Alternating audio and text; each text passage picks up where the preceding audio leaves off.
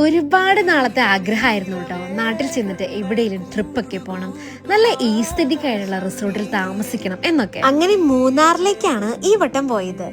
എന്റെ ഡ്രീമിലുള്ളത് പോലെ തന്നെയുള്ള ഒരു റിസോർട്ട്.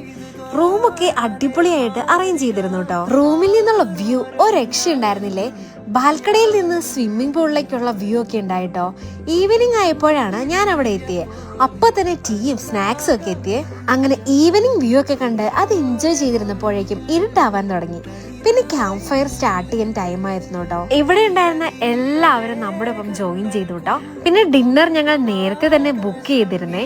ഇവിടെ തന്നെ പ്രിപ്പയർ ചെയ്ത ഫുഡായിരുന്നു കേട്ടോ. പിന്നെ ഉറങ്ങി എണീറ്റപ്പോഴേക്കും ഇവിടെ ഫുൾ ഫോഗ് ആയിരുന്നേ. മോർണിംഗ് വ്യൂ ആണ് എനിക്ക് ഇവിടെ ഏറ്റവും ഇഷ്ടമായത്. പിന്നെ പതിവ് പോലെ വീഡിയോസ് ഒക്കെ എടുക്കാനായിട്ട് ഞാൻ ഡ്രസ്സൊക്കെ ചെയ്തിറങ്ങിട്ടോ. അപ്പോഴേക്കും ബ്രേക്ക്ഫാസ്റ്റ് റെഡി ആയിരുന്നു. ബുഫേ ആയിരുന്നു കേട്ടോ.